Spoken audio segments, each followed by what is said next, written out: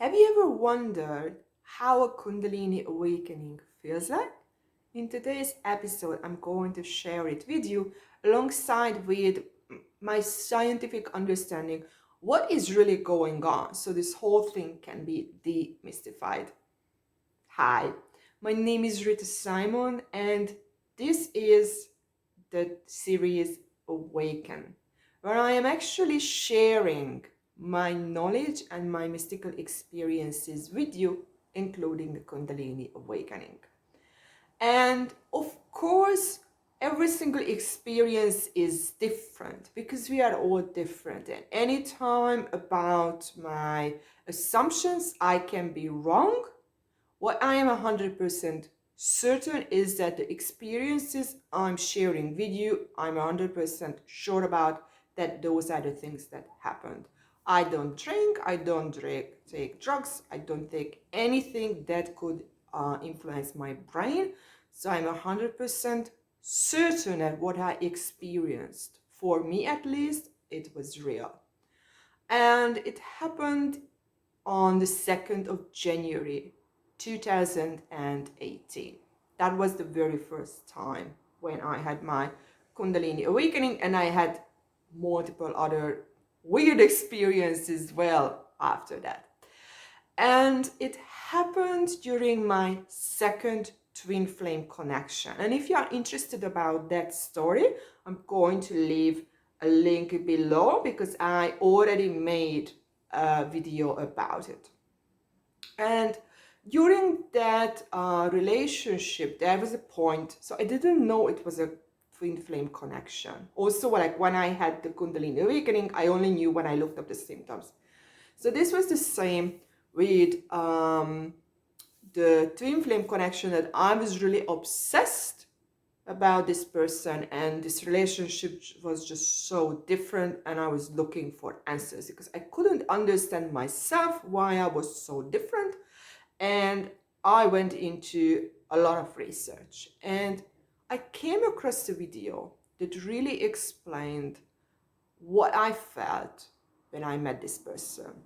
And they said it was a twin flame connection, and twin flames mirror each other very deeply, and they mirror the negatives deep down.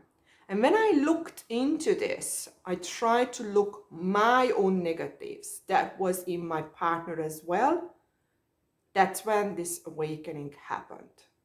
I can't explain how because I don't understand the mechanism, but I was writing down how I saw myself in the past, how I saw myself now. So there was a lot of inner work. And on that day when this whole thing happened, I felt like I was losing my mind, nothing was real. And in the evening, and that's the key, all of my experiences happened very, very late in the evening or in the middle of the night.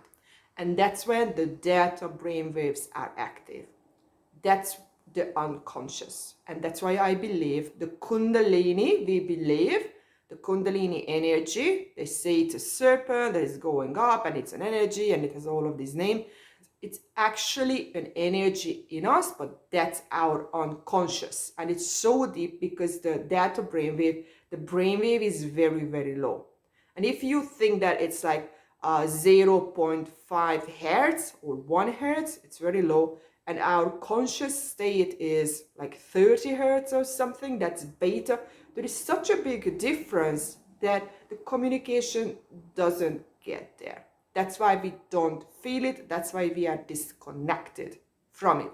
But time to time, these experiences trigger something in them and bring something up and connects us and integrates us more with the deeper parts. And this is what I believe that these Kundalini awakenings are as well. And what happened to me was that on that night, I felt that the energy in my body really, really went up. So I felt like some Superman.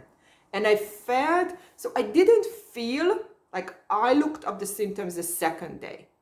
And I did a lot of research after this experience as well about Kundalini, but I didn't have those that I felt the energy rising up alongside my spine or something. I felt it in every single cell of my body individually, and I could feel that I could go through walls and nothing could stop me. Like I became like this superman, superhuman something.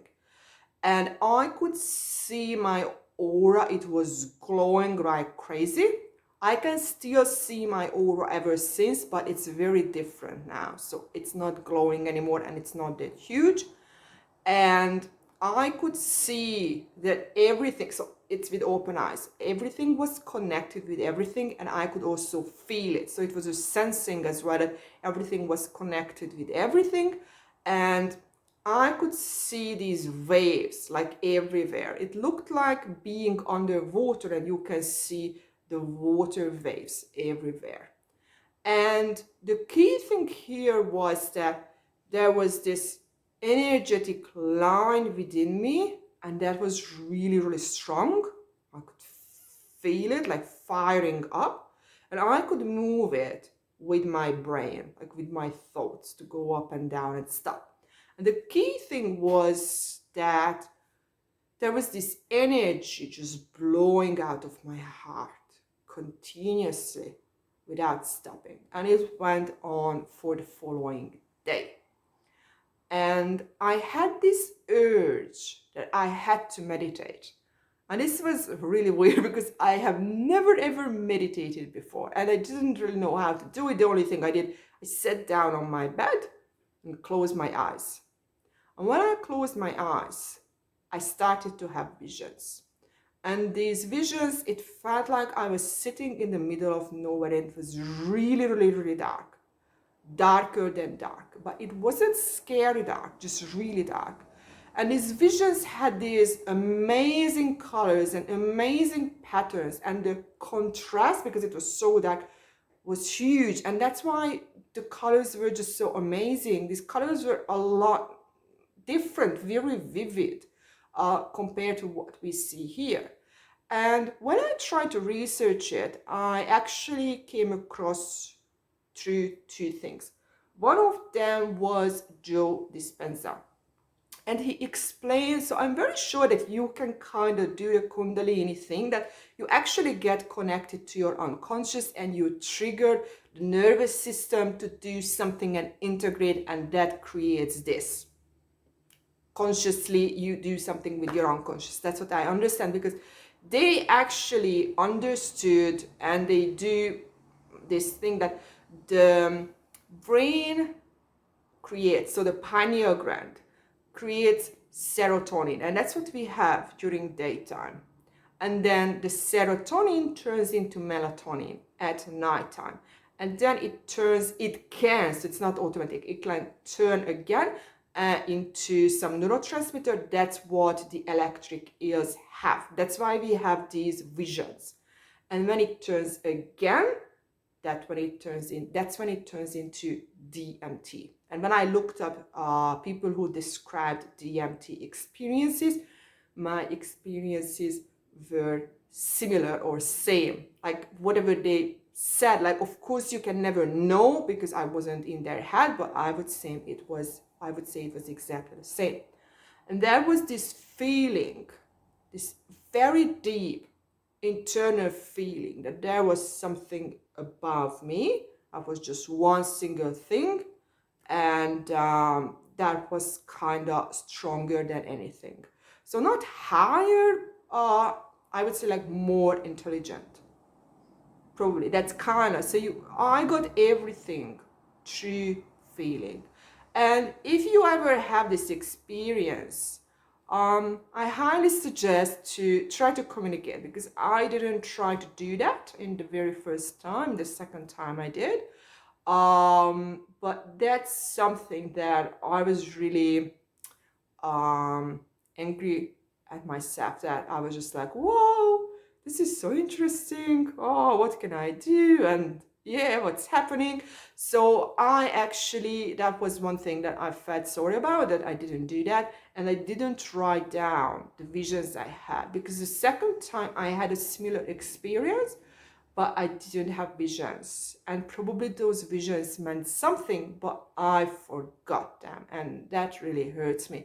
I just remember there were a lot of geometric forms, and also my eyes were vibrating at a very, very high frequency. That's what I remember.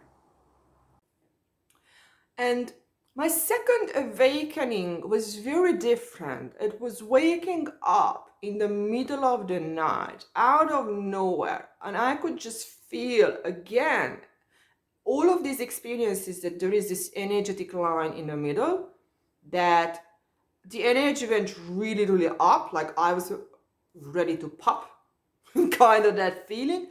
And there were three balls, like three centers alongside, and they were sinking. And this energy was just running up and down, up and down, up and down, up and down in me. And the following day, I felt like a completely different person. And the difference I felt was that before, I didn't know it. You only know once when you change that it felt different. And before, I felt inward, so behind my heart, that's what I felt myself. And then after that, it felt like I was pushed outside. And I believe that what we have, the sympathetic nervous system, so the fight and flight, that's where I was predominantly. That's where I sensed the word from.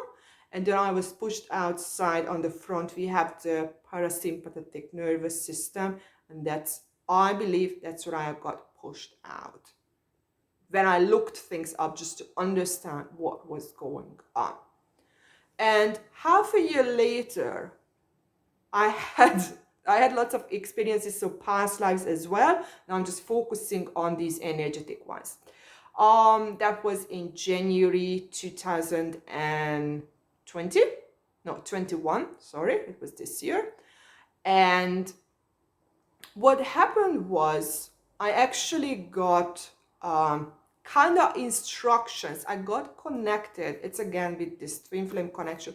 I got connected to someone I have lived several lives with. And I had a past life, and I kept reliving that past life where I lost my partner, who was my husband, and I committed suicide. So it was quite a horrible thing to re-experience, because I went through the grieving process and I've seen many, many things. I'm going to create a separate video about it, so the past life things. And he said a very interesting thing, because he actually, that's why I believe in these things, because I am told things to do, and when I do them, they actually change me.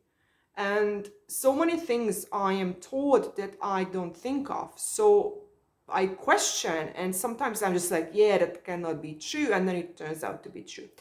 So anyways, what he said to me, that your memories will come back when you allow to feel the pain. Your pain is love, and in it, I am going to be connected to you always. When you realize that I am always with you, your pain will go away, because you won't miss me anymore. And I tried to figure out how to do this, and I spent probably a year thinking and trying certain things, that what could help to solve this. And I took a piece of paper, because I just couldn't come up with a better idea. And I tried to write, like I was writing a letter for him, from the memories I had and the things he said. And when I was writing this letter, I really got connected to the emotions. And I tried to focus on the things I felt. So I tried to express on a paper the emotions I felt during this process. So I disconnected more from what I should think. So it's nearly like a hypnosis or hypnotherapy or past life regression, but instead of talking, you really just write without thinking. And I saw a pattern, what I kept doing, and I connected, and I would say like a more unconscious reaction to the subconscious and then to the conscious. And when these got connected, and then I connected them back and created a new way of seeing things, that's when I had another Kundalini experience, but this was now different. And I believe the first one was running more up closer to when the energy goes up, because our brain works in a way when we are born that there is one consciousness in us that goes from top to down and another one down to top. And probably around age 8, 9, that's when these mold together and create a critical filter. So we don't really remember what happened before. And what I believe, this is what happened, that during the first one, it went from the back, and the second one was quite different. So that was more on the parasympathetic nervous system, because I didn't have the visions this time. I just had this feeling. And before, I felt that everything was outside of me. That was my experience, and above me and outside of me. And now this time, it felt like everything was in me and I was kind of a part of it. It's difficult to experience or explain, but it's different because the first one was everything is connected and separate, and this one was everything was in one. So these two felt different. And the last one so far, I'm not really sure if it's an awakening or something. I would say it's again connected to the unconscious. And that's when I realized that this is actually the unconscious.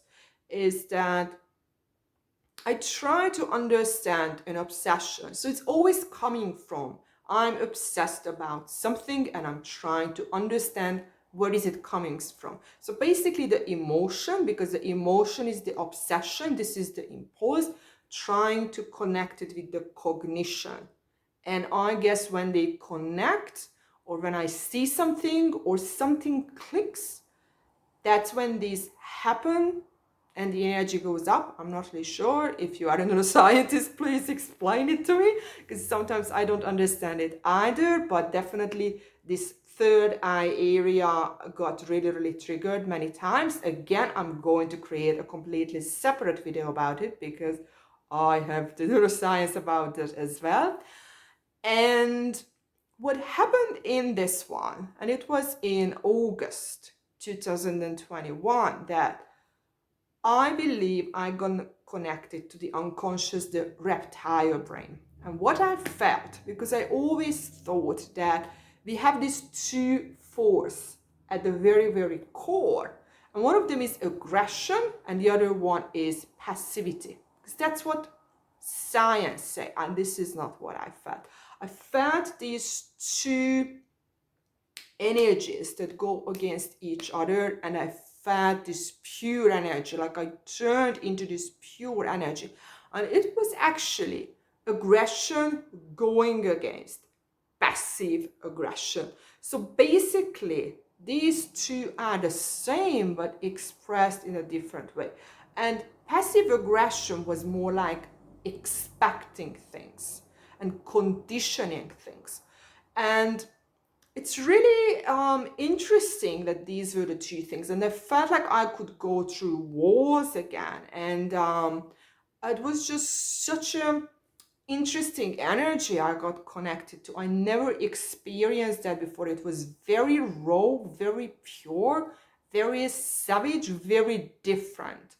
And very scary and dangerous at the same time as well, because it felt like controlling and possessing and owning. And actually, this very, very last experience, this aggression versus passive aggression, led me to come up, because I started to see a lot of patterns and see things very interestingly, and things just going through my head and seeing things automatically in patterns. So my pattern recognition changed. I was able to work out from this very last experience the core algorithm of the universe, because I was always sure it was something very simple, and it is very, very simple. And when you actually draw it down, I'm going to create a separate video about that as well. So I'm going to share the exact picture. It's really an algorithm, and it looks like a bloody DNA. So I named it the DNA of the soul, because now we have it and it's going to be shared very soon. So stay tuned.